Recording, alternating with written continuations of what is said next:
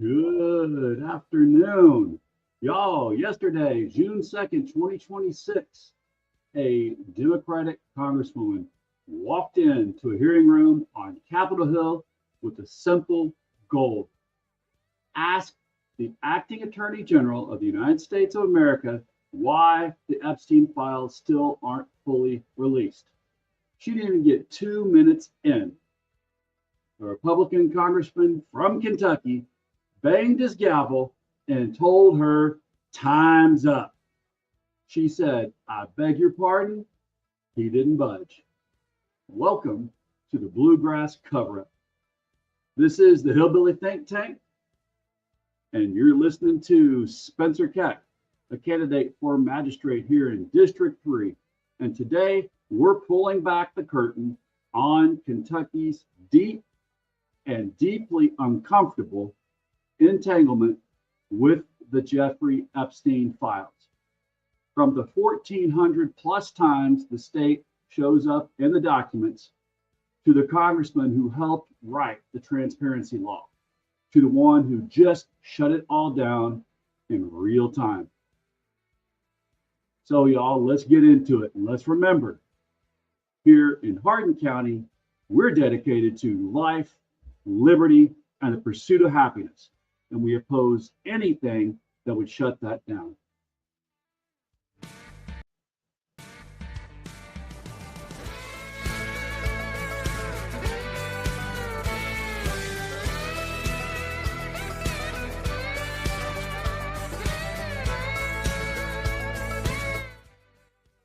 So, gavel down, the Rogers hearing room incident. Let's start with that. What happened yesterday, because it's still fresh, and it's exactly the kind of moment that defines how this story gets buried or breaks wide open. Representative Madeline Dean of Pennsylvania, a Democrat, was questioning Acting Attorney General Todd Blanche before the House Appropriations Committee. The subcommittee was conducting oversight of the Department of Justice. Standard stuff on paper, of course. But Dean came prepared. She wanted to ask Blanche directly about the Department of Justice's handling of the Epstein files. With why the releases have been so slow, why the public still doesn't know what the law says that they're entitled to, and who was chairing the subcommittee. Representative Hal Rogers, Republican, Eastern Kentucky, guardian of the pedophile, Dean of the House, meaning the longest serving Republican in Congress. According to reporting from the Raw story, Rogers shut Dean down 3 times while she tried to question Blanche. The first time she had barely started asking about the files when the gavel came down and Rogers told her time had expired. Dean pushed back immediately. "I beg your pardon? How do I get cut off 2 minutes into this?" Rogers didn't restore her time. This wasn't subtle. Political analysts watching the hearing reacted in real time. One prominent liberal outlet posted, "Watch the fascism of the Epstein class work."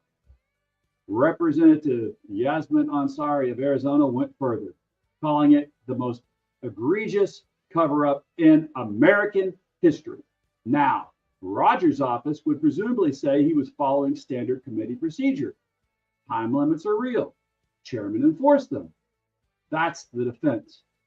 But here's the thing about procedure.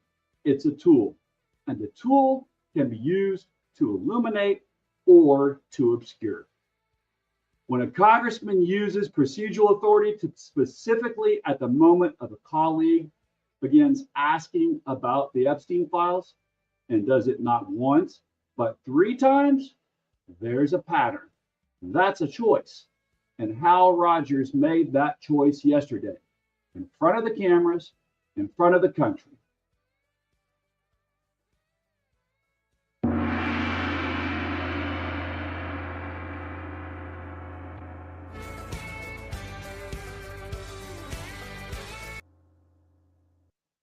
So let's take a look exactly at what he did and said.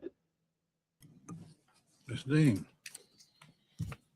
Thank you, Chairman Rogers. Thank you to our ranking members. Welcome, Acting Attorney General.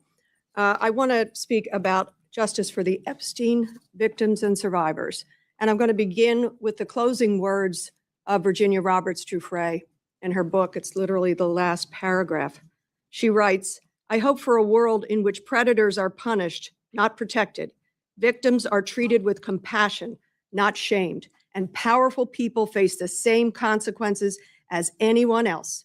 I yearn too for a world in which the perpetrators face more shame than their victims do, and where anyone who's been trafficked can confront their abusers when they are ready, no matter how much time has passed.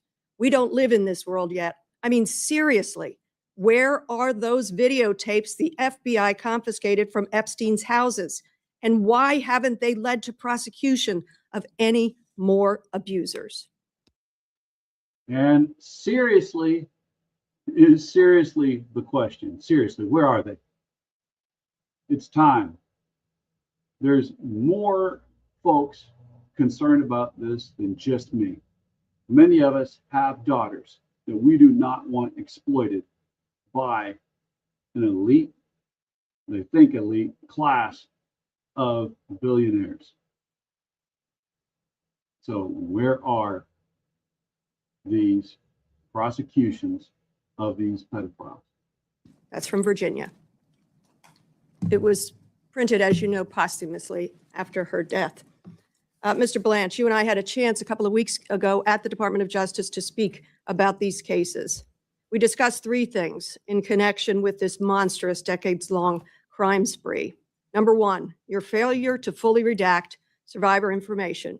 Number 2, your failure to follow the law and release the remaining files. And number 3, your refusal to prosecute anybody else.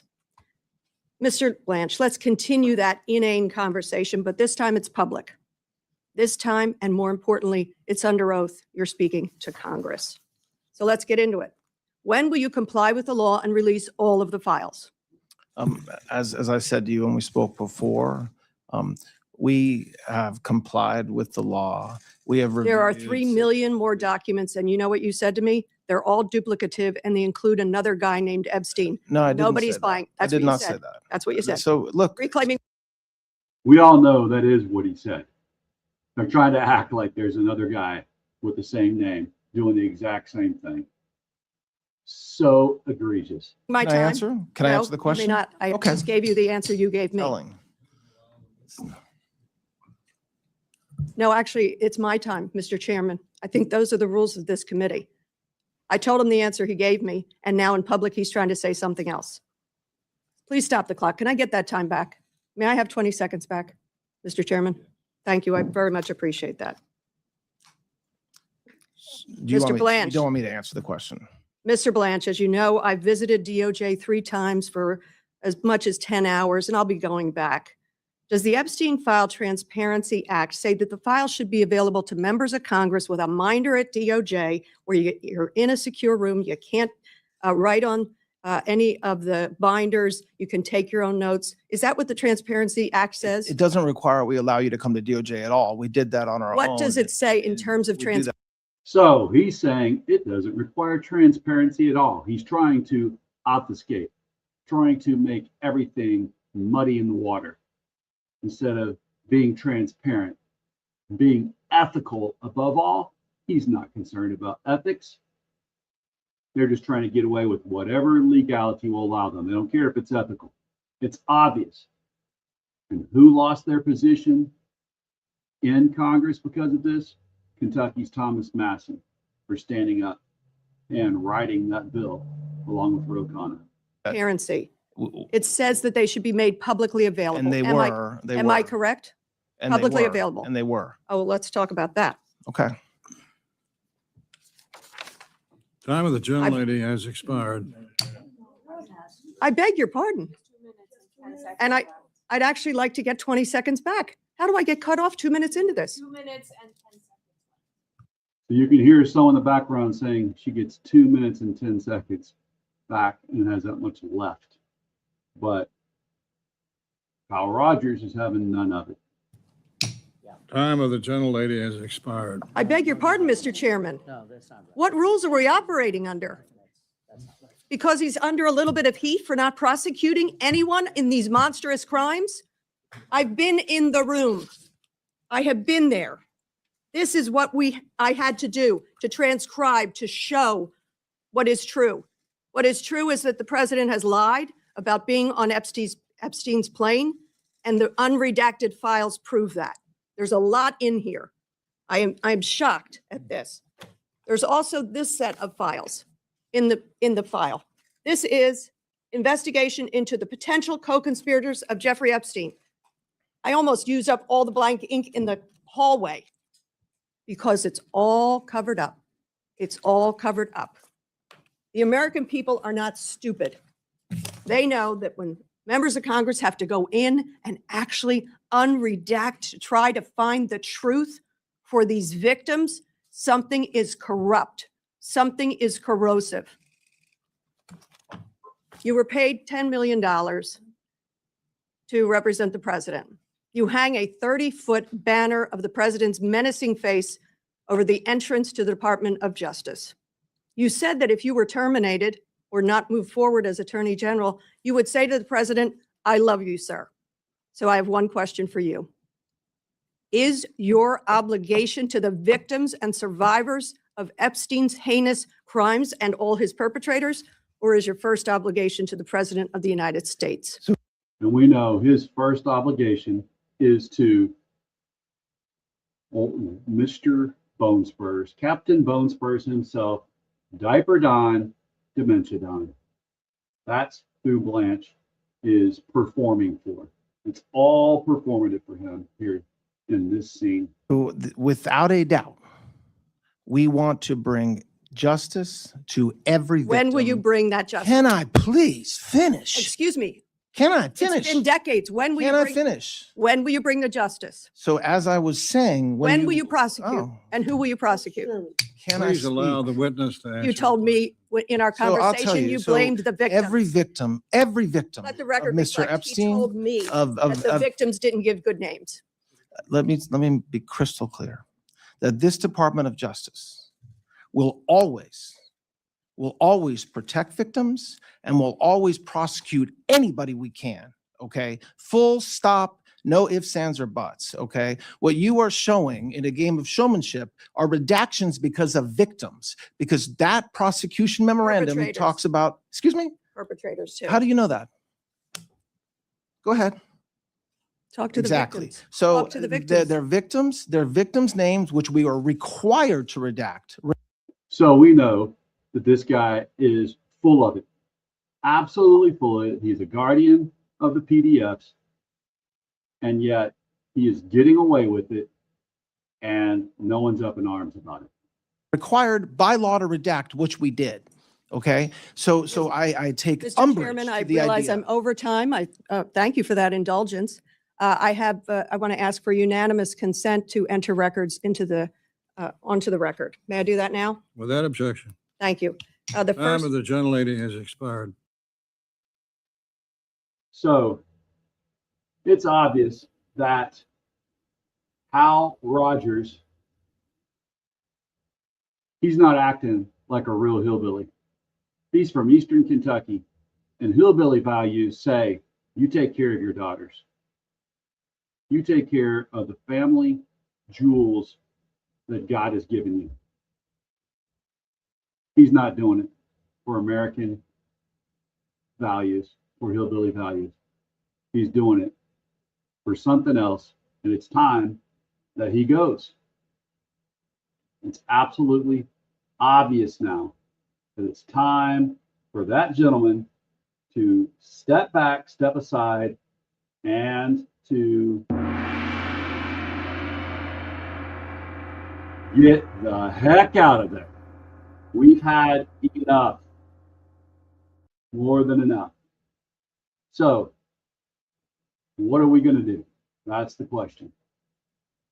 1,438 times. Kentucky's deep footprint in the Epstein documents.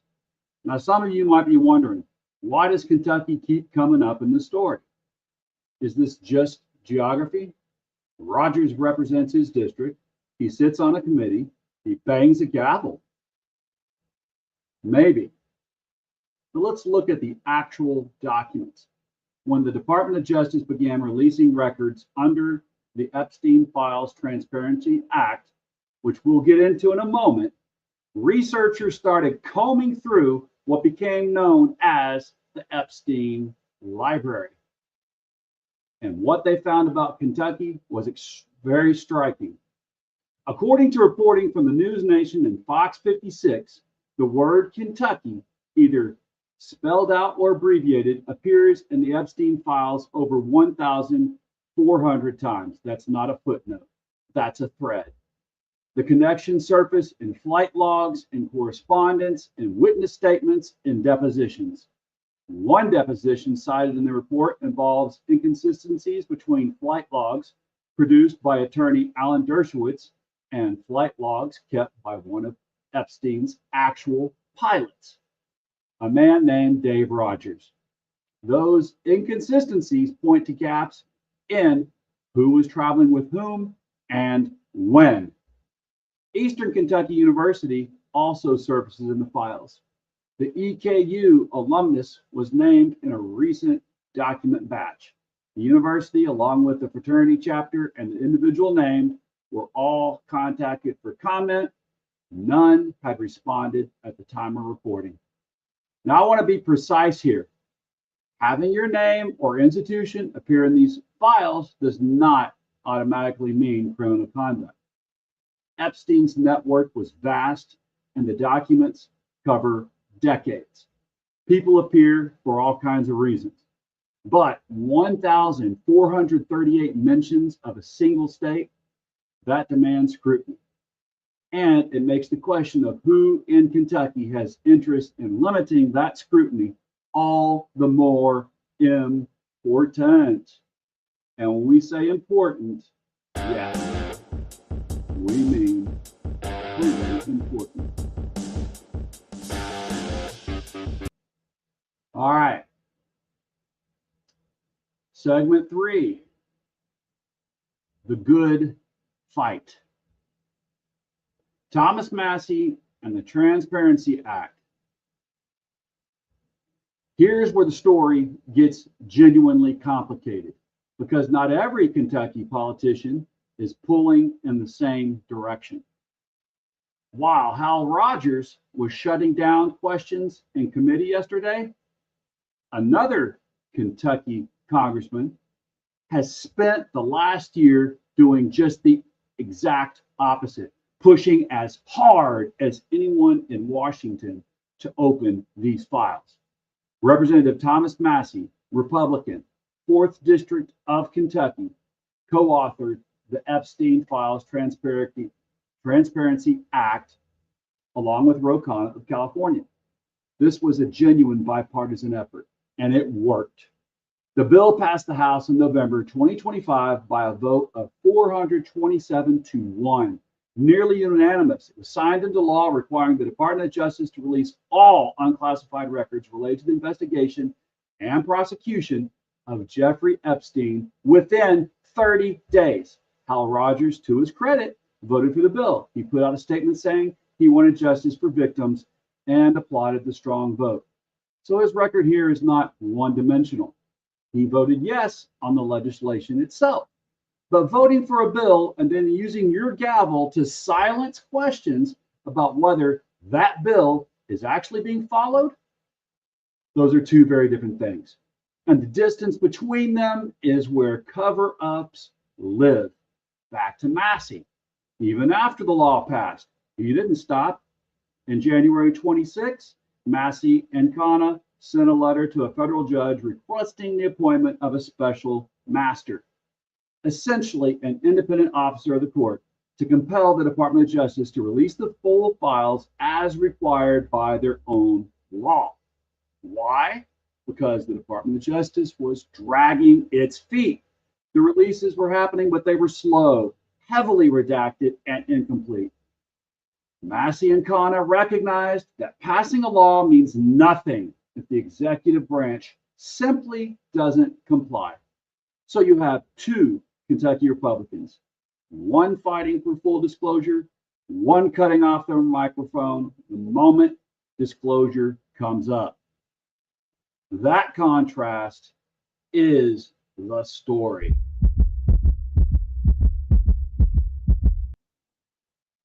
Ongoing concerns, redactions, resistance, and the bigger picture. So let's zoom out for a moment, because the Rogers hearing room incident doesn't exist in a vacuum. There has been sustained bipartisan pressure on the Department of Justice and the Trump administration to fully comply with the Epstein Files Transparency Act. And there has been sustained resistance from multiple directions. Democrats on the House Oversight Committee, led by Ranking Member Robert Garcia, sent a letter to the Attorney General, Pam Bondi, demanding full compliance with an oversight subpoena for the complete unredacted files, including those classified materials. Garcia's concern was explicit. The Trump administration might exploit a provision of the law that allows withholding information tied to ongoing investigations, meaning they could simply open up a new investigation to justify keeping documents sealed. Survivors of Epstein's abuse have been present throughout this fight. Annie Farmer, who was abused by Epstein as a teenager, stood outside the Capitol in November 2025, holding a photo of her younger self on the day the Transparency Act passed. For survivors, this isn't political theater. It's accountability they've been owed for decades. And yet, here we are in June 2026 with a law in the books, a federal judge involved, a special master being requested, and a congressman in Kentucky using parliamentary procedure to make sure that the acting attorney general doesn't have to answer for any of it. The Kentucky Senate, to its credit, passed a resolution in early 2026 acknowledging the new revelations from the Epstein files, recognizing that ongoing concerns about incomplete releases, excessive redactions, and the need for full accountability remain. That resolution exists. It's in the legislative record, but resolutions don't subpoena documents. Resolutions don't restore a congresswoman's floor time, and resolutions don't make a chairman put down his gavel.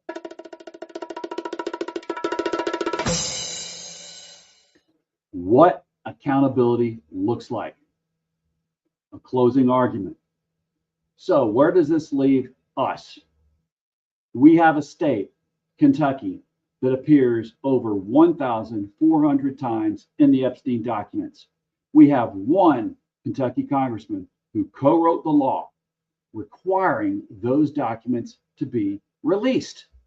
We have another who voted for that law and then 6 months later used his committee chairmanship to shut down a colleague who tried to ask whether the law is being enforced or not. We have an administration that may be running out the clock on disclosure. We have survivors still waiting.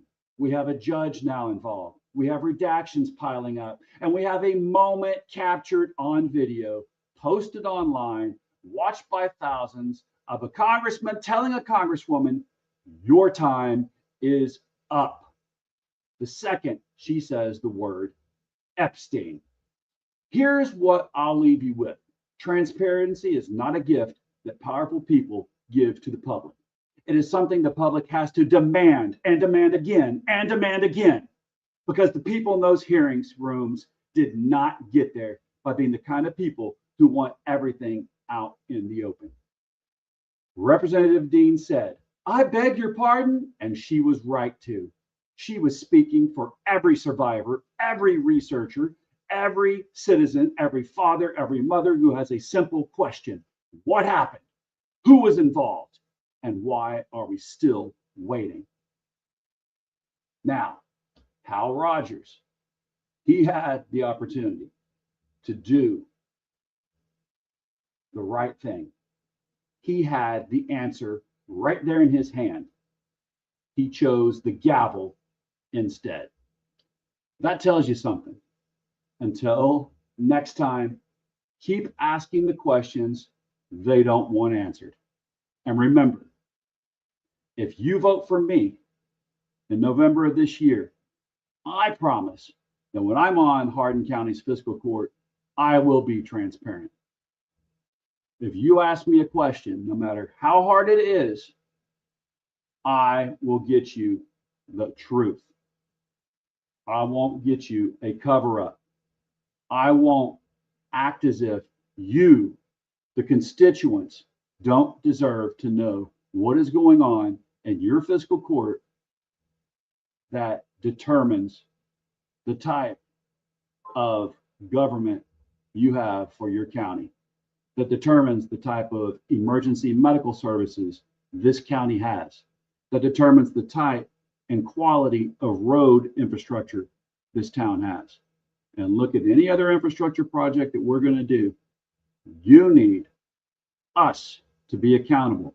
If you elect me to be a magistrate, I will be accountable to you.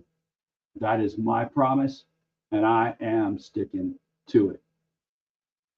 All right, Jonathan's on. Thanks, Jonathan. Jonathan says, keep speaking the truth, brother. Well, that is what I plan to do. If I'm elected to office, it's all about Operation Truth. Y'all, because we know that we cannot have life, liberty, and that pursuit of happiness if we have dishonesty and if we don't have transparency. And there is no government of the people, by the people, for the people to lift up those other three principles if we don't have transparency. Y'all, I hope you are having a great week. It's beautiful outside. The pups decided they need to go walk. So it's time for us to run out into the woods. Remember, everyone deployed. And remember, we are our brother's keeper and our sister's keeper. That's why we need the answers that Dean is asking for the survivors. That way we can be united and stand. Bless your corazón. Remember, everyone deployed, and don't let the man get you down. Country.